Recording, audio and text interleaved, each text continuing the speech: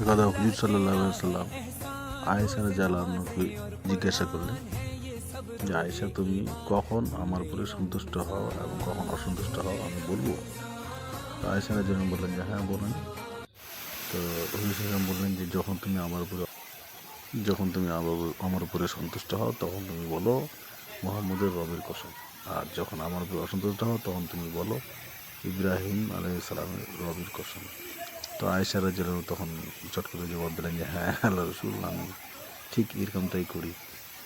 যাক, ভিডিওটা ভালো লাগলে অবশ্যই সাবস্ক্রাইব করবেন, সাবস্ক্রাইব করে চ্যানেলটিকে লাইক এবং শেয়ার করবেন।